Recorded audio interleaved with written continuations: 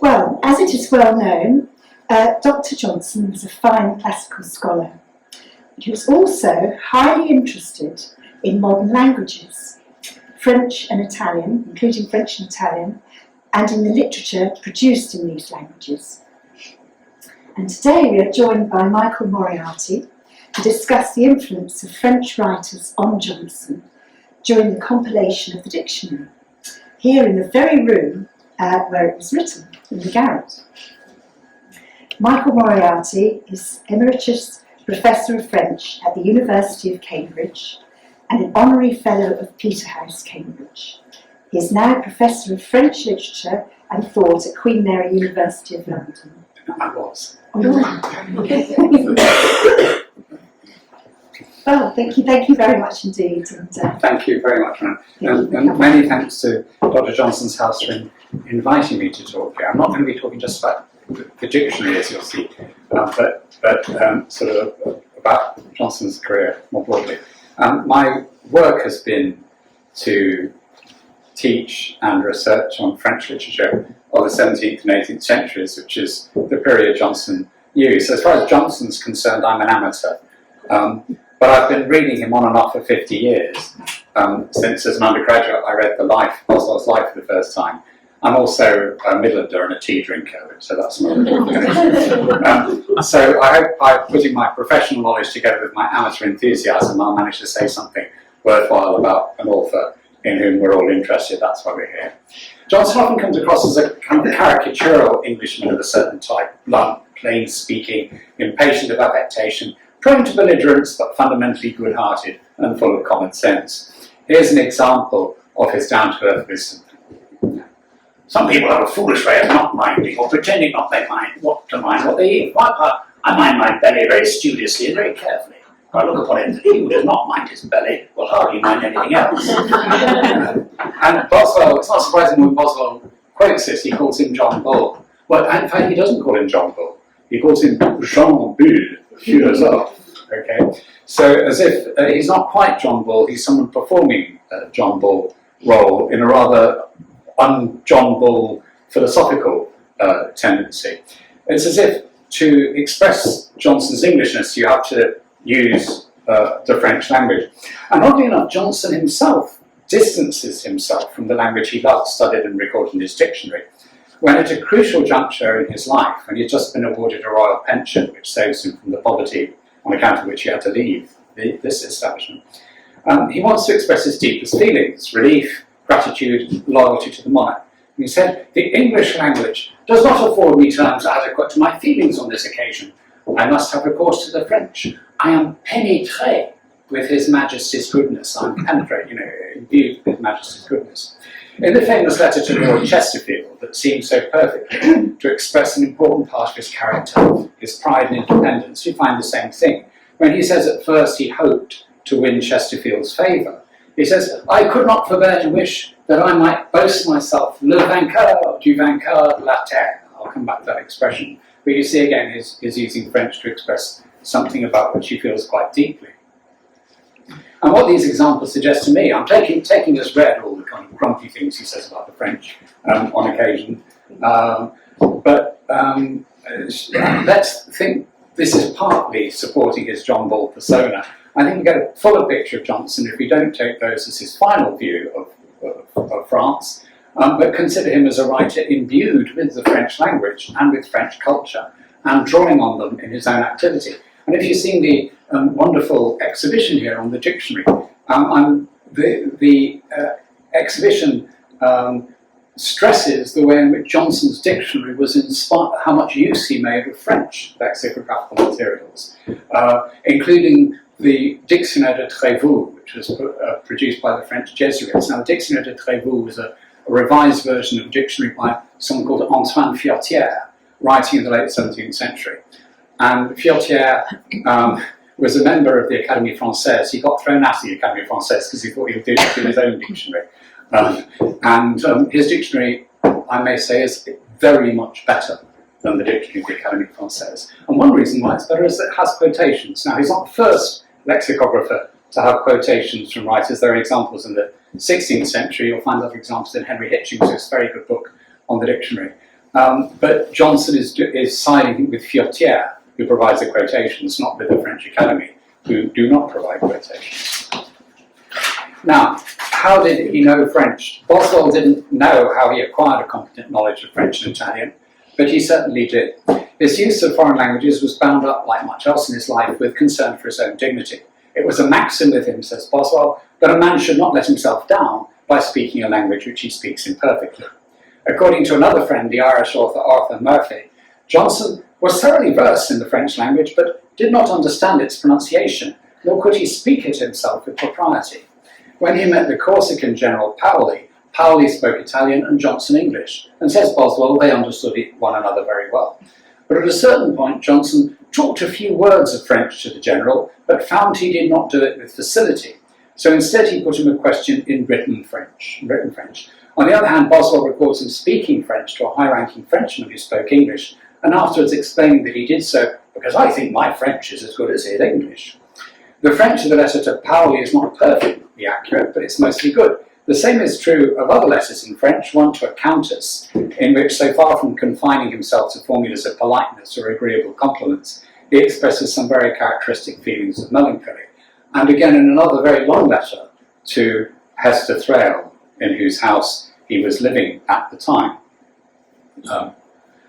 His lack of confidence in speaking French so he was very good. His written French is really excellent. There are a few slips here and there, but I've spent too many years marking, not to notice these things, but it's still getting sort of alpha minus as well. His lack of confidence in speaking French contrasts strikingly with the wonderful fluency and elegance, says Boswell, with which he spoke Latin. And this facility in Latin as an everyday meaning of communication is one of the things that links Johnson to the humanists of the Renaissance and to the transnational community of scholars known as the International Republic of Letters. And that Johnson imagined himself as potentially belonging to this in its 18th century form emerges from an anecdote of his undergraduate years at Pembroke College, Oxford. He was drawn to next to the master's lodgings, and one day the master overheard him speaking aloud. Well, I have a mind to see what's done in other places of learning. I'll go and visit universities abroad. I'll go to France and Italy. I'll go to Padua. We know that poverty prevented his taking a degree in Oxford, let alone travelling abroad in this way. And the lack of a degree, as a result, prevented his aspirations of being a sort of latter-day Renaissance scholar from being fulfilled. Robert de Maria expresses this very clearly. Johnson's youthful dreams of becoming a great scholar and neo-Latin poet in the European humanist tradition died slowly away as he realised he would have to make a living in a literary world of English readers and of booksellers concerned about finances. And one of the first expedients he resorted to in order to try and build a literary career was to fall back on his knowledge of the modern languages. His first publication was an abridged translation from the French of the Portuguese missionary Jerónimo Lourdes' account of his time in Abyssinia. It's not his only translation from the French, but it wasn't a lucrative occupation. When, at the request of Pope, who was impressed by what he had seen of Johnson's work, Earl Gore wrote to a friend of Dean Swift with a view to his persuading the Dean to urge the University of Dublin to award Johnson a degree. He said that Johnson would be willing to go to Dublin to sit an examination, choosing rather to die upon the road than be starved to death translating for booksellers. It sounds like that's Johnson's own words there. Translation of Johnson wasn't simply hack work. At the end of his life, really very close to the end of his life, he thought of translating the French historian Jacques-Auguste de Thou, often known as Thuanus, because he wrote in Latin. So Johnson would then have been translating from Latin, but it shows that he thought translation was an important thing to do. His general opinion of French literature was a high one, as Hester Lynch Piozzi, or Hester Thrale, as she was previously known before she married Mr. Piozzi, bears witness. Dr. Johnson, she says, was a great reader of French literature. And we must remember that in his day the term literature included all serious writing, not simply fiction, drama and poetry as in modern usage. His dictionary defines literature as learning, skill in letters, and letters means basically learning. He uses the word literature in this older, broader sense in his account of what's nowadays called the Renaissance, but people then spoke of the revival of letters. Here's Johnson's own account. Literature was in France long before we had it. Paris was the second city for the revival of letters. Italy had it first, to be sure. What have we done for literature equal to what was done by the Stephani and others in France? Our literature came to us through France. We're now before the French in literature, but we had it long after them. Now, the Stephani were a 16th century dynasty of printers and scholars, often known by the French form of their name, Estienne. Robert Estienne published a French-Latin dictionary. His son, Henri, equally produced a Greek dictionary. That's who he's thinking of. He's thinking of linguistic and literary scholars, not authors of plays and things. Elsewhere we learn that he was of opinion that the English nation cultivated both their soil and their reason better than any other people, but admitted that the French, though not the highest perhaps in any department of literature, yet in every department were very high. And Johnson's friend William Bowles is reported by Boswell as saying, Johnson spoke often in French of French literature. The French are excellent in this, he would say. They have a book on every subject. At one point he imagined himself working as a mediator between continental and British learning by publishing a bibliothèque, that's to say a review of current scholarship. Dr. Adams, his former tutor at Pembroke, later master of the college, visited him one day and found his parlour floor covered with parcels of foreign and English literary journals. He told Dr. Adams he meant to undertake a review. My chief purpose is to give my countrymen a view of what is doing in literature upon the continent. And from the conversation it's clear that literature includes sciences like natural history and mathematics. His own note on the project indicates he was following in the footsteps of foreign scholars, imitate Leclerc, Bell, Barbeyrac, all eminent scholars. The best known of them is Pierre Bell, 1647 to 1706, who wrote this extraordinary work called the Dictionnaire historique et critique. All of those, interestingly, are Protestants of one stripe or another. Now, when Arthur Murphy, whom I quoted already, pays tribute to Johnson's knowledge of the French language, he adds that Johnson was a great admirer of two French authors in particular, Boileau and Bruyère. Both operated in the last decades of the 17th century. Boileau was, among other things, the satirist. He adopted the Roman poet Juvenal's third satire, which deals with the horrors of life in first century Rome, and Boileau adapted it to the Paris of his own day, which is exactly what Johnson did in the poem London. But I'll say a bit more of Boileau later. As for La Bruyère, whom Johnson often inaccurately calls simply Bruyère, Johnson presents him as a successor of those Italian Renaissance writers, whose aim in the life of Addison he describes as follows: to teach the minuter decencies and inferior duties, to regulate the practice of daily conversation, to correct those depravities which are rather ridiculous than criminal, and remove those grievances which, if they produce no lasting calamities, impress hourly vexation. Johnson's quite convinced that little things make quite a difference to life, and that all these damn things that annoy one, we all have our own list of these. It's quite good if people can learn to suppress them. And then he says this species of instruction was continued and perhaps advanced by the French, among whom La Bruyère, he gets live, manners of the age, deserves great praise for liveliness of description and justness of observation. The work he means is called Les Caractères in French. Now, in Les Caractères, La Bruyère alternates general reflections and sort of portraits of character types, like a dull socialite or a vain man or a tedious author. And he wrote in fragments of irregular length, so that's very different from the methodical argumentation delivered in continuous prose that we find in Johnson's own essays in the periodicals, The Rambler, The Idler, The Adventurer. What they have in common, though, is the link between portrayals of character types and social types and general moral reflections. Johnson once put together a list of books he had planned to write and never written. It is a very, very long list. It's quite painful to read. But it includes a book of maxims, characters, and sentiments after the manner of Bruyère, collected out of ancient authors, particularly the Greek, with apophthegms. Sentiments probably means much the same as maxims, I think, generalizations. In one passage at least, Johnson pays La Bruyère the implicit compliment of having absorbed what he has to say without remembering who said it. This is in Rambler 159, where he says, "It is observed somewhere that few have repented of having forborne to speak." And there is the source of that, I'm sure, is a passage in La Bruyère's Caractère. But there are places in the essays where Johnson refers to La Bruyère by name. At the beginning of Le Caractère, La Bruyère, who, like Johnson, thinks that certain kinds of truth are eternal, a point I'll come back to, wonders whether this means that there's nothing new to say about human behaviour, or les mœurs. Tout est dit, he begins. Everything has been said. And Johnson freely adapts his remark as follows. Bruyère declares that we've come into the world too late to produce anything new, that nature and life are preoccupied, which means other people have got there first, and that description and sentiment have been long exhausted. Here Johnson's registering La Bruyère's questioning of his own position as a writer. La Bruyère saying, what's the point of my book? Everyone knows. In the next example, from The Adventurer, his stance towards his source is more critical.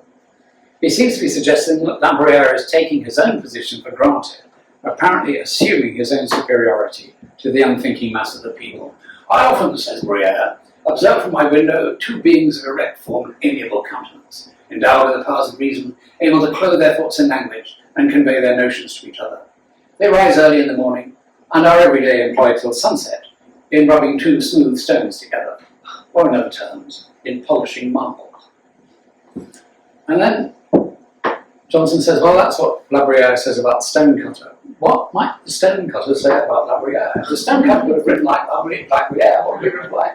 I look up, says he, every day from my shop, upon a man whom the idlers who stand still to gaze upon my work often celebrate as a wit and a philosopher. I often perceive his face clouded with care, and am told that his taper is sometimes burning at midnight. The sight of a man who works so much harder than myself excited my curiosity. I heard no sound of tools in his apartment, therefore could not imagine what he was doing, but was told at last that he was writing descriptions of mankind, but when he had described them, that he just as they had lived before, that he sat up whole nights to change a sentence because the sound of a letter was too often repeated, that he was often disquieted with doubts about the propriety of a word which everybody understood, that he would hesitate between two expressions equally proper, till he could not fix his choice but by consulting his friends, that he would run from one end of Paris to the other for the opportunity of reading a period to a nice ear, i.e. a discriminating audience, that if a single line is heard with coldness and attention, he returns home dejected and disconsolate. By all this care and labour, he hopes only to make a little book, which at last will teach no useful art, and which none who has it not will perceive himself to want.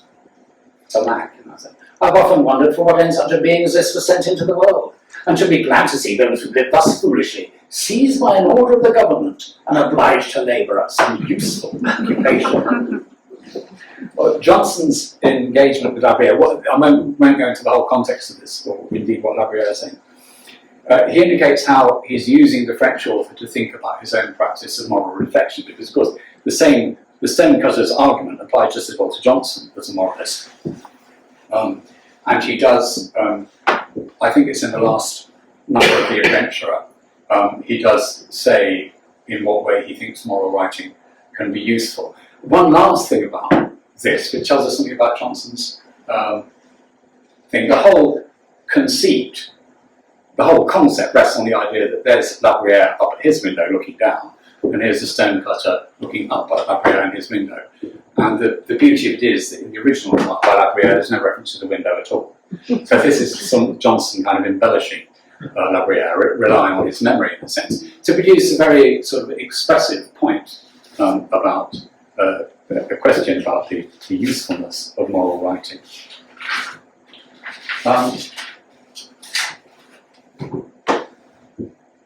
In a set of, I think Johnson's also interested in La Bruyère as a literary critic. In a set of notes written in preparation for Adventurer 45, Johnson cites La Bruyère in support of the thesis that every great work of learning or literature is the work of one author, not a collective. I mean, we're talking here about issues Homer and about the Old Testament that La Bruyère tapping into and Johnson is endorsing. Now, Hester Lynch Piozzi confirms Arthur Murphy's statement that Johnson was a great admirer of Boileau. You may remember the words I quoted above from the letter to Lord Chesterfield, le vainqueur du vainqueur la terre, the conqueror of the earth. Now, it has been pointed out that the ultimate source of this is an epic poem called Alaric, I can't remember what he was, he was a Visigoth, I think, by the 17th century French author Georges de Scudéry, brother of the more famous Madeleine de Scudéry. And the poem begins, Je chante le vainqueur des vainqueurs de la terre, I sing the conqueror of the conquerors of the earth. But I doubt that Johnson is quoting directly from Scudéry. The more likely source is Boileau's La Poétique. La Poétique is Boileau's kind of adaptation of Horace's art of poetry. It's how to write poetry in French in the late 17th century. And in Canto 3 of the La Poétique, Boileau quotes the line, Le vainqueur du vainqueur de la terre, in order to ridicule it. So this sort of suggests that Johnson is perhaps ironising over his own excessive ambition. You know, I had this crazy fantasy that I could impress the famous Lord Chesterfield, but you know, it was a delusion because I find that Lord Chesterfield is a complete waste of space, as he goes on to explain. Boileau was a critic and theorist as well as a poet.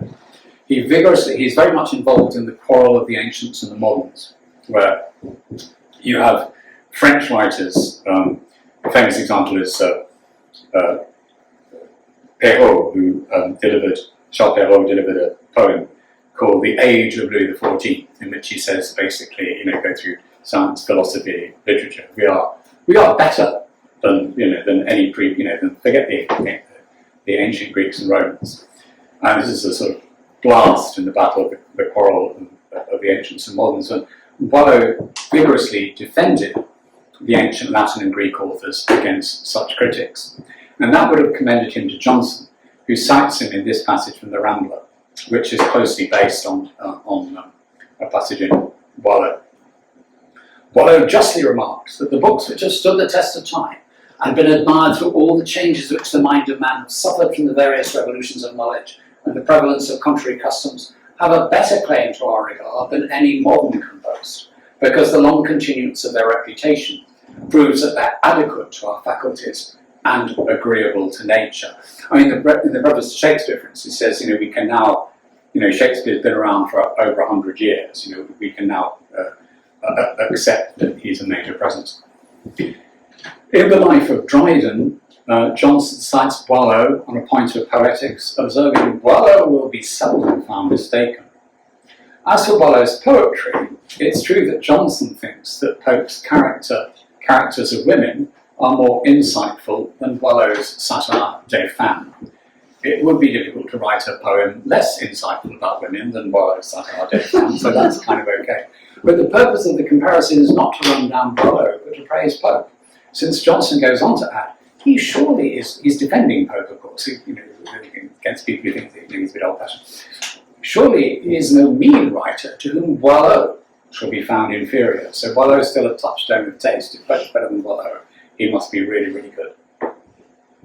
Now it's important and relevant to note that both La Bruyère and Boileau were profoundly Christian authors. They were both Catholics, but we know that though he rejected certain Roman Catholic doctrines, Johnson was singularly free of the vehement hostility to the Catholic Church, so often found in English people of his time and later. He generally, he says different things about it, but he would have thought of himself and the French writers as fellow believers in what C.S. Lewis, who was a great admirer of Johnson, called mere Christianity, the belief, in Lewis's words, that has been common to nearly all Christians at all times. A phrase that itself comes from one of the fathers of the Church. Johnson puts the matter as follows: for my part, sir, I think all Christians, whether Papists or Protestants, agree in the essential articles, and that their differences are trivial and rather political than religious. The final section of La Bruyère's Le Caractère is a defence of Christian belief against freethinkers. The 12th and last of Boileau's satires and the 12th and last of his epistles deal with ongoing religious controversies. Their literary, ethical and religious attitudes were constant, and social attitudes actually, were constant with Johnson's own. But this wasn't true of some of the major authors of his own time. and I want to conclude by discussing his reactions to the two greatest French writers of the 18th century, Voltaire and Rousseau. Voltaire was born in 1694, so he was somewhat older than Johnson, born in 1709. And though for much of his lifetime he was living away from Paris, for various reasons, he was living away for various reasons, he had obtained a position of primacy in French literature, not altogether dissimilar to Johnson's preeminence in the world of English letters. Both of them wrote in various genres: drama, poetry, fiction, and non-fictional prose, so there may have been an element of rivalry on Johnson's part. We now think of Voltaire primarily as an author of fiction and as a spokesman for enlightenment, as the author of Candide, which I'll come back to, the treatise on tolerance, and the philosophical dictionary. But during his lifetime he was more renowned as a dramatist, and he was a very successful one, unlike Johnson. And he was renowned also as an historian. Johnson and he came closest together in the territory of fiction. Boswell heard Johnson say that if Voltaire's Candide and his own Rasselas had not been published so closely one after the other that there was not time for imitation, it would have been in vain to deny that the scheme of that which came latest was taken from the other. Both stories indeed depict a journey beginning in an apparent earthly paradise, during which a young man and his fellow travellers encounter many harrowing experiences from which they eventually glean some kind of wisdom. But as Boswell points out, Voltaire meant to discredit the belief of the superintending providence. Johnson meant, by showing the unsatisfactory nature of things temporal, to direct the hopes of man to things eternal. Voltaire was not an atheist. People sometimes say he was, but he wasn't. But he was a deist and a critic of Christianity. And that's surely one reason why Johnson disliked him. Nonetheless, Johnson was impressed by Candide. He said Candide, he thought, had more power in it than anything that Voltaire had written. I think most people would probably agree with him on that. He also had a good opinion of Voltaire as an historian, because I'm sure it's to his histories that Johnson's referring when he says that Voltaire was a good narrator and that his principal merit consisted in a happy selection and arrangement of circumstances.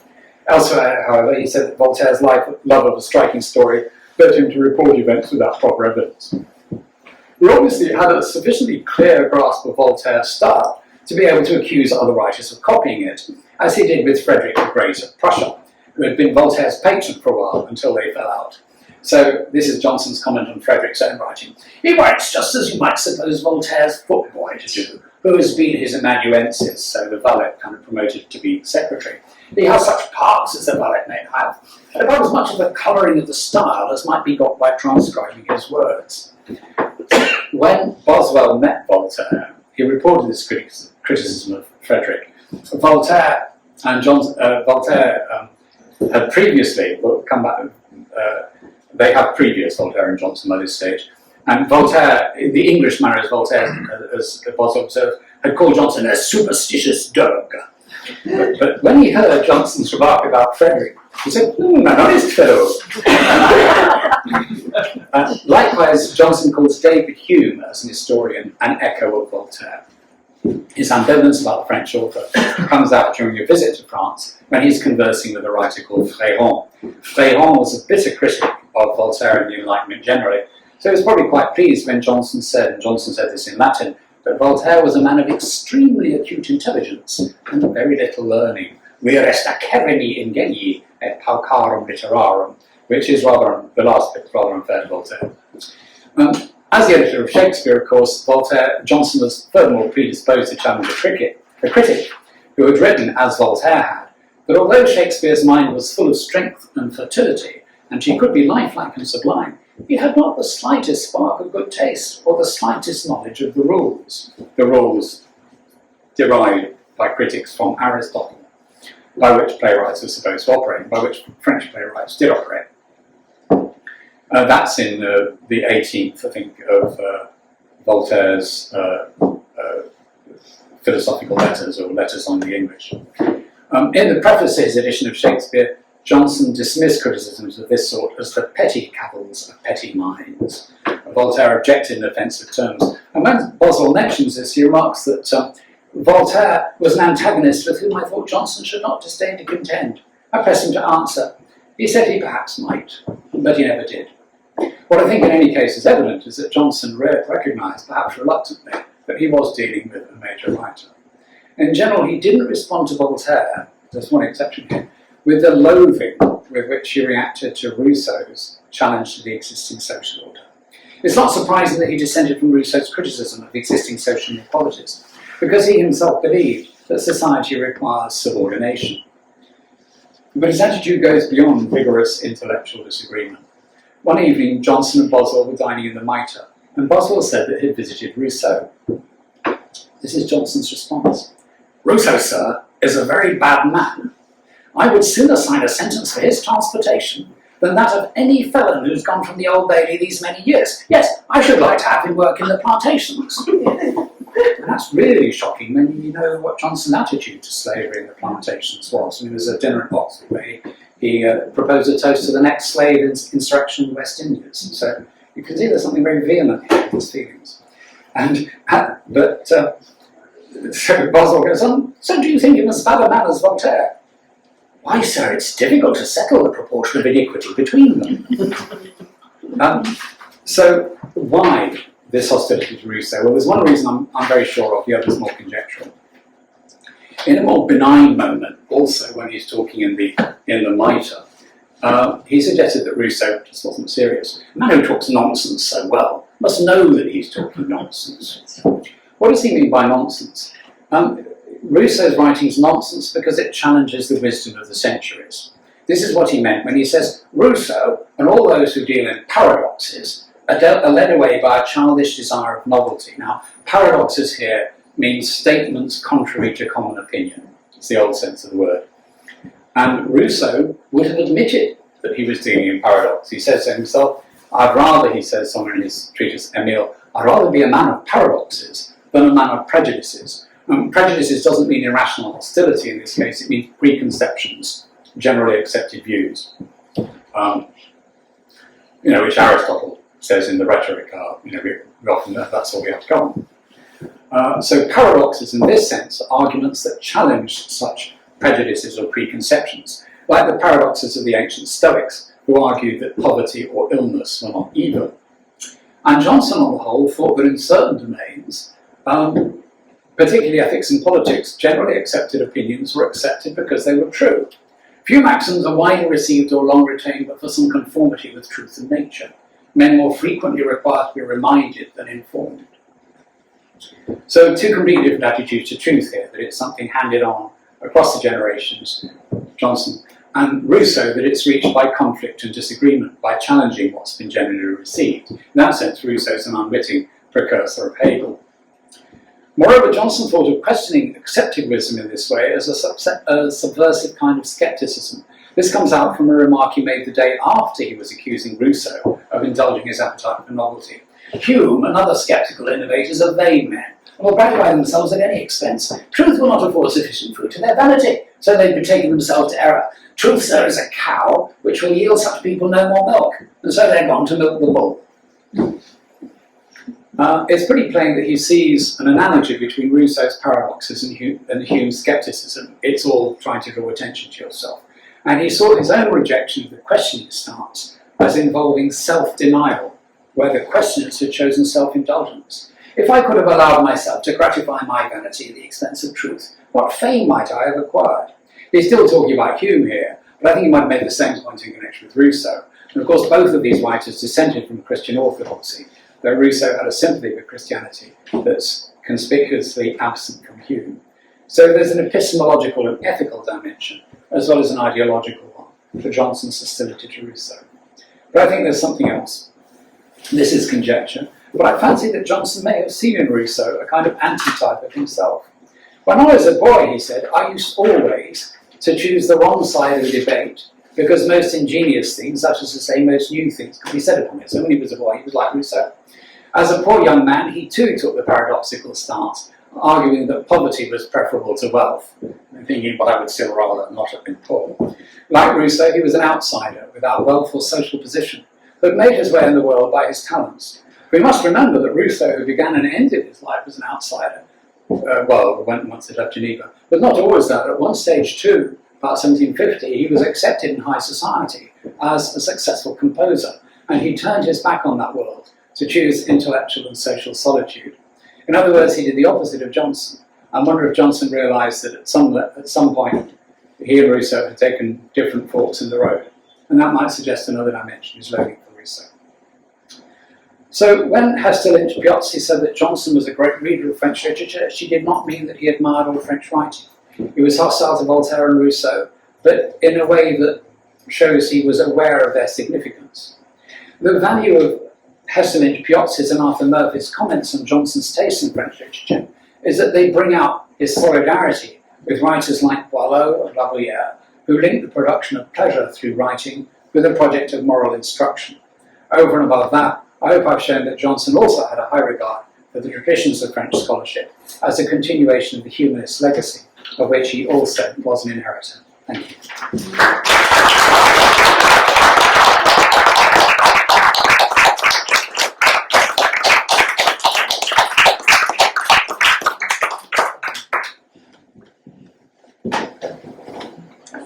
Thank you very much indeed. Would anybody like to ask Mark any questions?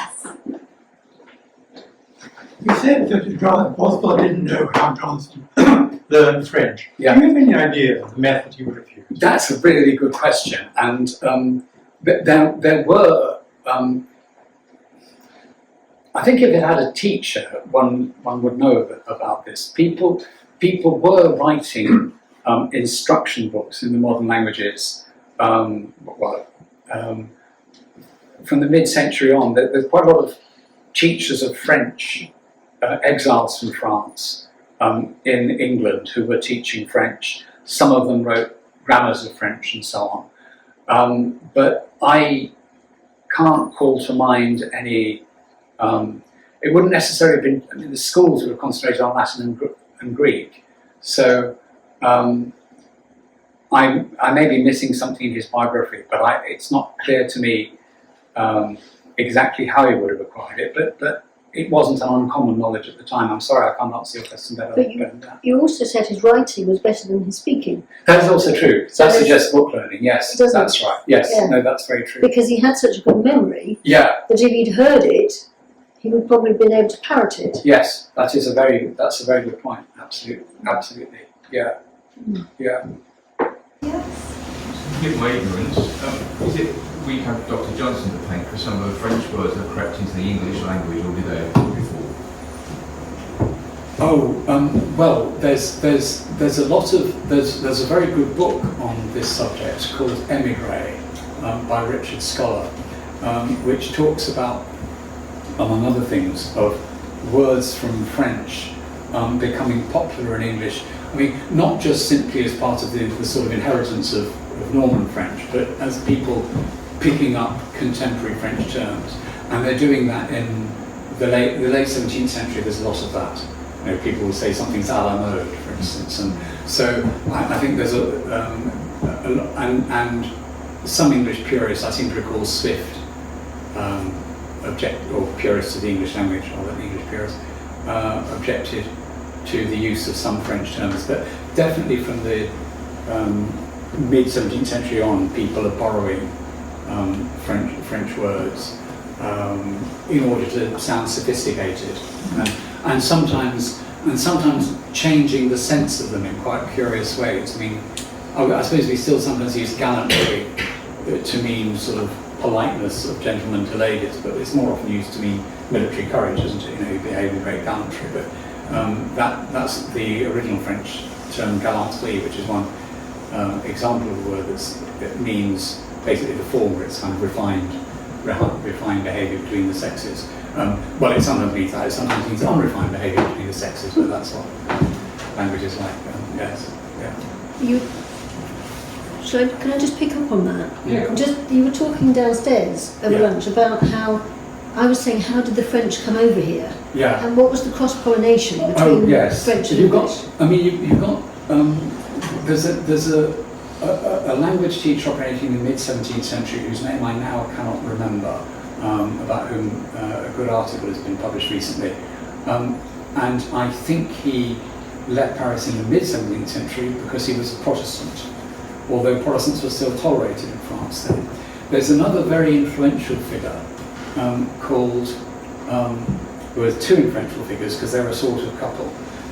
There's a man called Saint-Yvon, who was exiled from France because he wrote a sort of satirical piece which was regarded as offensive by Cardinal Mazarin, if I remember right. So he was persona non grata, and he was then joined by Hortense Mancini, who was a relation of Cardinal Mazarin, who had run away from her husband, who was sort of very religious and made her life a misery, and so she came to England to have fun. So there's a book will shortly be coming out by Annalisa Nicholson on Saint-Evremont and Mancini's salon, and she shows very clearly that sort of everybody who was everybody at some point fetched up in that salon.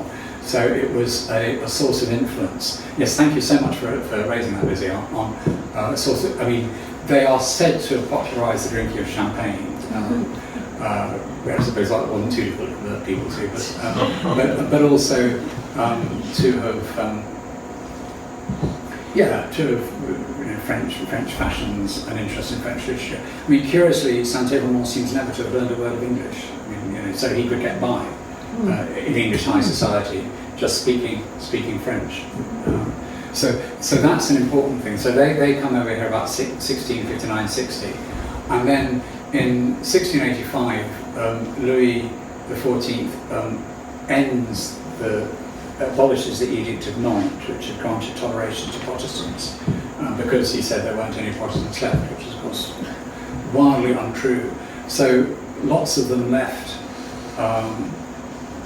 for Protestant countries, naturally. Some for the United Provinces of the Netherlands, which is why people sometimes ask why are there South African sports people with French names. Well, these are people descended from Huguenots who had gone to the United Provinces, but many, of course, to this country. And Protestant exiles were very important sort of ferrymen, if you like, or no, actually ferry women, because there are women writers too in that group. And one example, notable example of connection, for instance, is that the French read John Locke's essay concerning human understanding in translation by Pierre Coste, who was precisely a Huguenot exile who'd come to Protestant Britain and translated the work of the major English philosopher into French. And then Voltaire himself came over in the 1730s and popularised a sort of positive vision of English society, English science, and to some extent English literature, because he thinks Shakespeare's quite good, but then of course he has this terrible barbarous side of him, and it's later before French people start thinking Shakespeare is very exciting, So those are some of the key moments. Thank you so much for raising that. Thank you. Sorry, I interrupted before you were going to. Yeah, but more sort of general. Do we know what the French thought about Johnson? You've got I shall know more about this shortly, because I'm going to do a paper in Paris which is mainly about Johnson,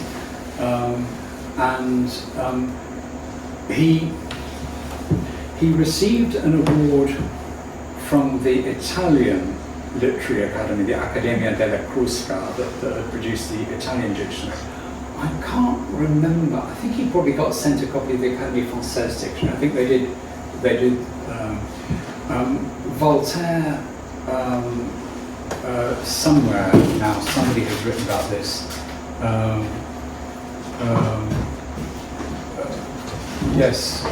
Somebody writes of a piece by Voltaire on the English theatre, which I haven't got around to reading yet, which characterises Johnson as a practical joker and a drunk, to talk such nonsense regarding Shakespeare. So there's an article from 1994 called sent by Howard D. Weinbrod called Censoring Johnson in France.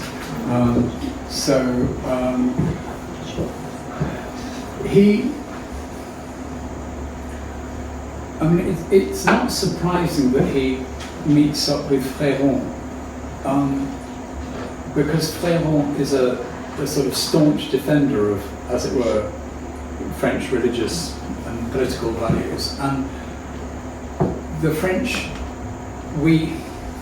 we've sort of lost sight of the French writers who did sort of, you know, our perception of that period has largely been in terms of the philosophe, because the philosophe are very good. You know, the question is your Voltaire's, Diderot, Rousseau sort of the philosophe, until, you know, he falls out with them, as he does with most people.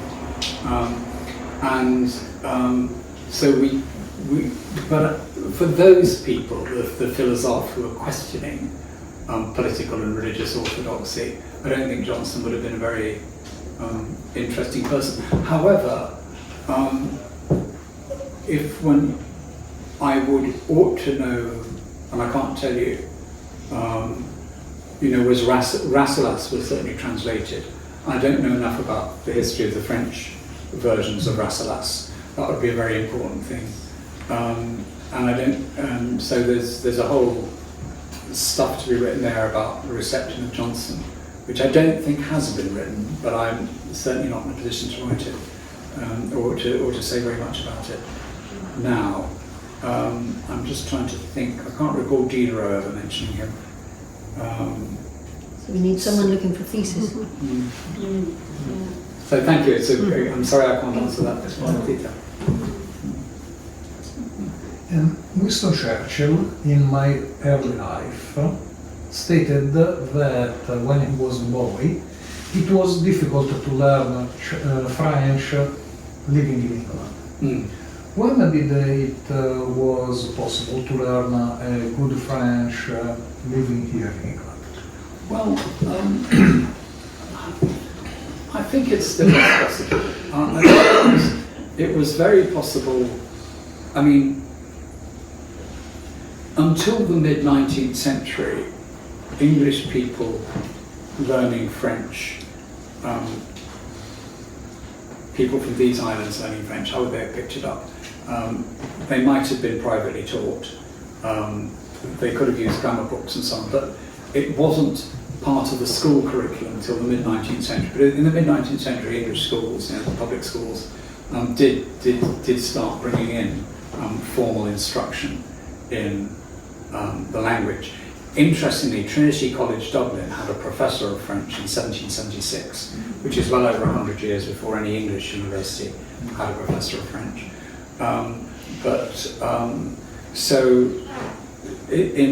French was an essential part of the curriculum in English schools from about, I would say, probably the mid to late 19th century on. Then in recent years it sort of shrunk back a bit, but I think it was, so obviously people were learning it up to a certain point, you know, from books, as it were, but then they were being equipped to go to France and learn to put it into practice. So I think people's experience of it can be quite varied, but it certainly was on the curriculum, and not much in primary schools.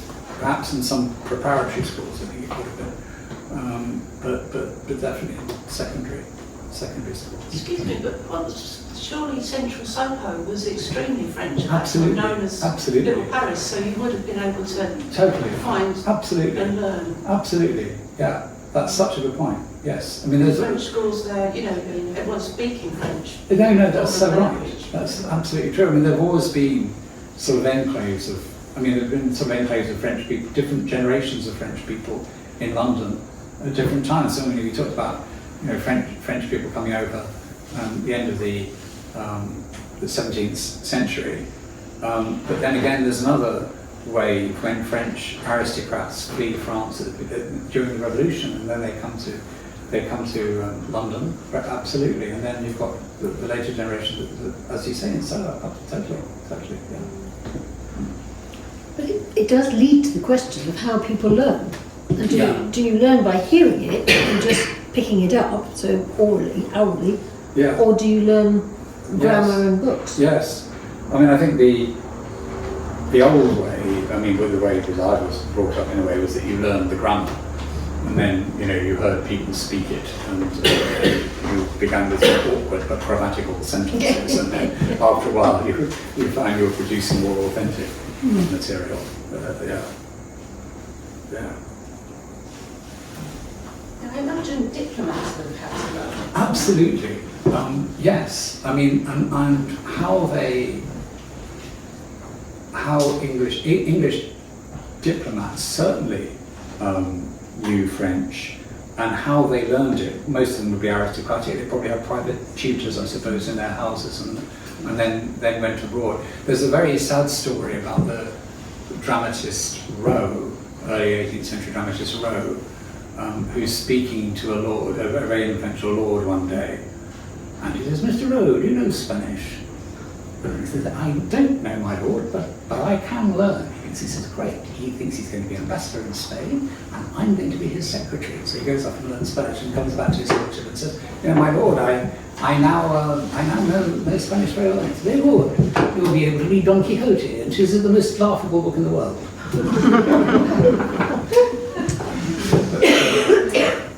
Yes. Yes. But so, and that's an example, isn't it, of how people's learning responded to sort of a general desire to acquire literary and cultural knowledge, or very practical imperatives. Obviously, tradespeople, people in the wine trade must have known French well. It's just, yeah. Do we know if the young gentlemen that went on the grand tour, Yes. they learned before they went? Or did they assume that everybody spoke English like we do? Yes, I think they're probably travelling. Again, that's a great question. I wish I knew the answer to that, but I suspect they had tutors to instill the rudiments of the language in, and then I mean, I'm just trying to think of a sort of incongruous example. At some point, I'm trying to think who the admirals in question are. There's a French admiral who I think has a metro station named after him. I think it's La Motte Piquet, I think. And at one stage he has an engagement with an English squadron, and he gets a letter next day saying, "Cher Monsieur," in very good French, saying, "We think you did a jolly good job, handling your squadron the other day. Our congratulations." So the fact the English admiral can actually write very, writes a chivalrous letter in French is quite telling. Part of the reason for the incident in the Second World War, when the Royal Navy fired on French vessels, was to do with the fact that the British admiral didn't speak French, and the French admiral didn't want to speak with an inferior officer or something. So in the 18th century, they probably got over that. That might have been a problem. So no, there's so many ways in which there were people who knew the language well, and who spoke it. The fact that people notice that Johnson doesn't speak it very well implies that there's quite a lot of people around who they can be measured against. There are people who speak French fluently. Absolutely. You've concentrated on the French aspect of France. You did mention about the influence of Italy and Italian as well. I know that's maybe not your It's not my thing at all. But, could you touch on it? Yeah. I think I'm trying to think. I would have thought that Johnson was very well versed in the Italian Renaissance epics, for instance. Probably knew Petrarch. I can't recall if it's referring to them, but maybe he refers to the Italian Renaissance epics in Ariosto and Tasso and so on. There's less about his knowledge of Italian in Boswell, I suppose partly because though Boswell had been to Corsica, I think probably more people, however, did know French, and therefore there's more interest in his knowledge of French.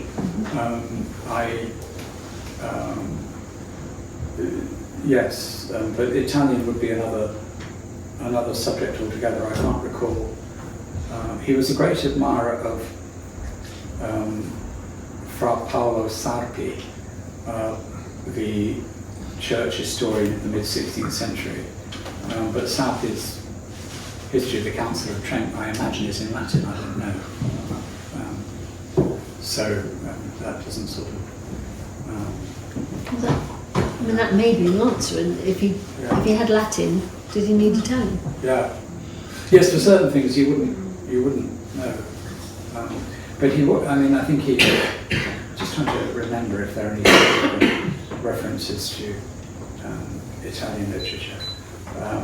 I fancy he did know the Renaissance Italian literature well, but the traces of it aren't so obvious. Do you think he, like most writers, would have been influenced a little bit by Dante? That's such a good question. If I knew more about the reception of Italian literature, I would say I'm sure Italians have always known Dante, whether in a broken line across the centuries. Whether in other European countries, I mean, the French discovered Dante in a big way in the 19th century, so I think it's true in these islands as well, and possibly in Germany. But I'm not sure that they. If someone said, to someone of Johnson's time, I mean, Johnson was a great friend of a man called Boileau, who I think did compile an Italian-English dictionary.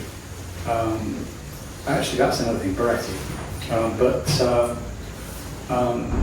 If you would ask Boileau,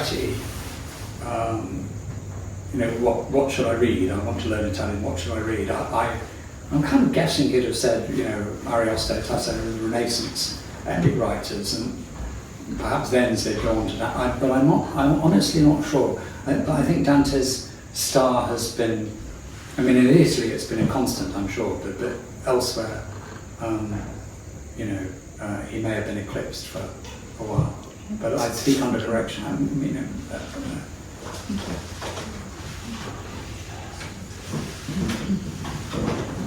Thank you very much indeed for giving such a lovely talk this afternoon. Thank you.